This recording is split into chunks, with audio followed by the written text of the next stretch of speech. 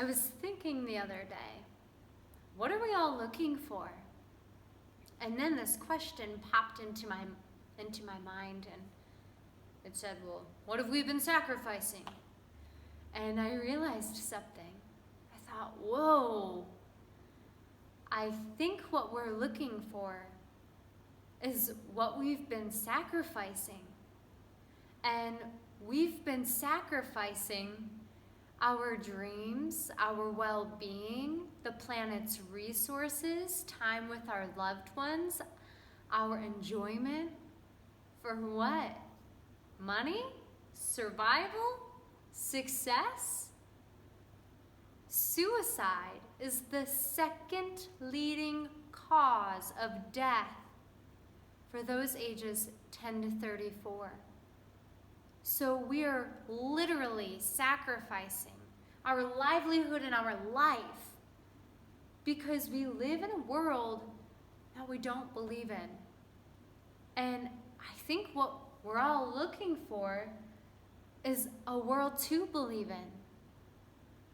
And people are starting to feel it more and more every day, starting to recognize it, the disconnect from what they're doing. But they don't know what else to do.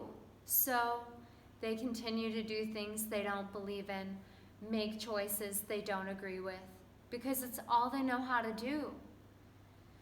And I believe we want to believe in the world around us, but we're starting to see that so many people have sacrificed honor, integrity, honesty for decisions that they feel they can't do anything about. And it's showing up everywhere. It is showing up in ourselves. We feel it. It's showing up in our families. They feel it. It's showing up in politics. It's showing up in our jobs. It's showing up in our school systems. And what we need to do is we need to face it. But we need to stop looking to the politicians for the answers, and we need to start looking at people who lead by example. We need to start looking in our own communities, in our own tangible world, because we need to know the people who are making the decisions that affect our lives. We need to know the people who are making the food that we eat, and those who are making the products that we consume and that we buy, because when we do that, we get to see with our own eyes the conditions and environments that our choices are coming from. Do we want to buy from sweatshops? No. Do we want to support factory farms? No. Do we want to continue to give more and more and more taxes away to these invisible choices and we don't really see where they're going? Or do we want to see a direct impact? Many people want companies to believe in that are rooted in different values than what we're currently seeing. People want government who truly believes, in the best interest of the people. But what they aren't realizing is that they need to be that. We need to believe in ourselves. And that's what everyone wants to do. I really think so. I really think what we really want is to believe in ourselves. To believe that we can make the difference. And we want that so much, but it's the hardest thing to do because we haven't been taught how, and we haven't been raised in an environment that helps us to do so. So we work for companies that don't treat us well. We vote for politicians who speak words that we want to hear but don't fulfill their promises. And we continue to give our tax dollars for all these changes we think we're going to see, when the changes that I'm actually seeing are more addiction, more depression, more disconnection, more illness, and more depletion. And we are at a pivotal moment, physically and mentally, where we can continue down this road as it gets darker and harder and more lonely. Look around. Or we can believe in something different. Ladies and gentlemen, my name is Michelle Baird, and all I've known how to do is believe in my dreams and believe in those around me and believe in their dreams and just try and try and try to find a place for that to exist. Yeah, and you know what? It's possible. And it's not just an occupational dream, it's a lifestyle dream. It's a world dream. And we've been doing it. We've been doing it for years. And we want to show you that it is possible. But in order for us to do this on the scale that we feel we're ready to do, that we're ready to really do it on, we need you. We need you to believe in us, because we have teams of people who are ready to show up and do the work. They are ready to move, to live in smaller homes and vans and tiny houses. They are ready to travel, to build communities, to unite people and resources, to take care of the land. And what we need right now is money, equipment, and supplies. So what is it exactly that we do? Well, we build environment, because like how our cells in our body, right? They need a good environment to thrive. Well, so do we humans. And so we build environments, work environments, social environments, living environments, and we build on a foundation of true value, not monetary value. And we are creating food that heals people instead of poisoning them. Environments that uplift and support and help people instead of diminish them. We craft, curate, and cultivate and collaborate on dreams, not suppress them. Creating places where people can come to connect to nature and detoxify from the constant exposure to the toxic lifestyle that has been making them sick, making their minds, their bodies, and their spirits ill. And right now we need you. We don't want you, we need you. I have groups of people with projects all over that need help. And this project here that we are raising money for is in the White Mountains of New Hampshire, 300 acres by National Forest. And we are ready to expand to the property next to us, because that house has a lot of buildings and structures that we need to support this vision. And we have many visions that are multifaceted, and yeah, one includes coming to nature, immersing yourself, stepping away from the world that doesn't feel good, going deeper into yourself, and asking what kind of life it is that you want to create. And we're here to support that.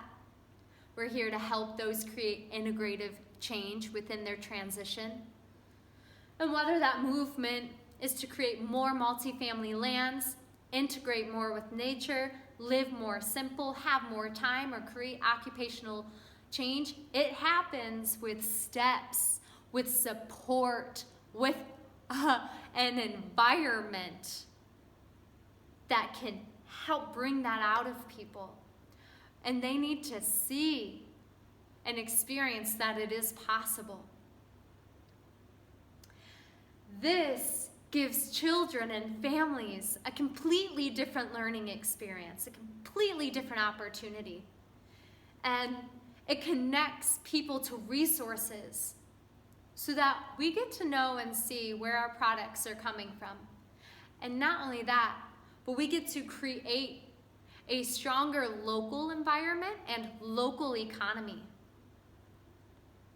So those within this movement want to help expand it, because we want to make a mark on the world. We want to plant something, build something, create something, teach children, bring them up in a world where they can thrive. And we want to create a strong network of connection and support, because that's what we call true social security. We don't know where the US dollar is going to go, and we foresee a huge inflation in the upcoming years. And we don't see governmental social security existing in our futures, which is fine because we don't believe in it anyways. We haven't. We believe our connection to each other, to protecting the land and its resources, is the truest form of social security. We believe that seeing each other's gifts and their peace within the whole is a key part to that. Another layer of what we are doing is we are changing the face of media. Many artists want and need time and space to share their gifts with the world. And I want my kids to be listening to uplifting media that shows them that dreams are possible, that makes them feel adequate. Because currently, our media's top hit shows are about 11-year-old girls who are twerking and finding their identity through sexuality. Teenagers are singing songs about getting fucked and degraded, and this absolutely influences them tremendously. I spent a part of my summer with teenage girls, 15 and under, and I was mind blown when I heard them talking about walking into orgies in their school bathroom, and that everyone in their school identifies by their sexuality, and that there is a name and type of sexuality for wanting to get to know someone first before having sex with them. So this is the world we are raising our kids in, you know, and this is the influence that media has on them. What we are being exposed to truly creates the world that we live in. And we want to expose people to possibility and to beauty, to strength and to courage. Artists paint the world, media paints the world, and right now the world is being painted as how we are not enough. Sex, money, artificial looks, shallow connections, and phone addictions is what we need to feel good. Our current education model conditions us for an 8-hour workday. It doesn't give us true guidance for the struggles that we face in life. If it did, the world wouldn't look like this. It puts us in an environment that doesn't realize or utilize the true gifts that people have, because we're all wired differently.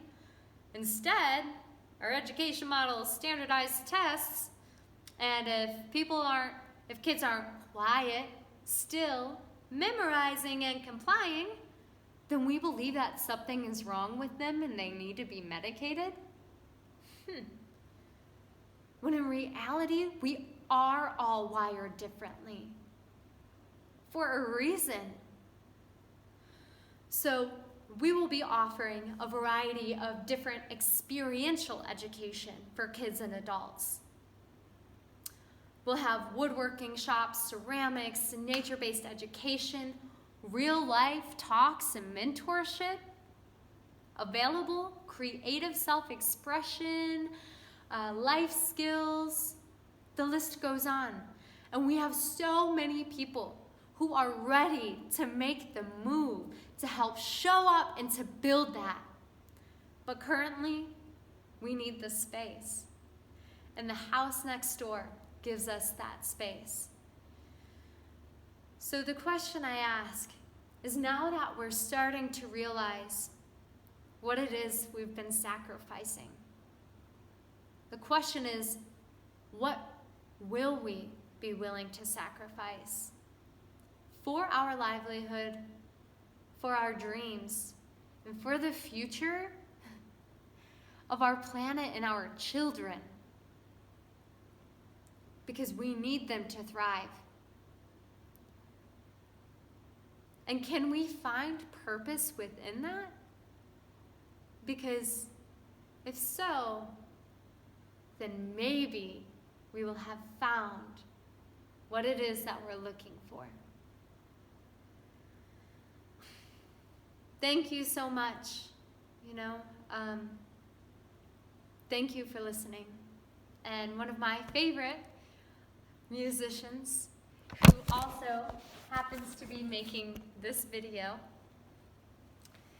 sings this song, and a line from it goes like this. Believe this world is calling you. Believe this world is calling you, calling. So if you feel the call, answer it. And if you feel it connected to us, answer that too. We need you. Thank you so much. Be well. And let's support one another.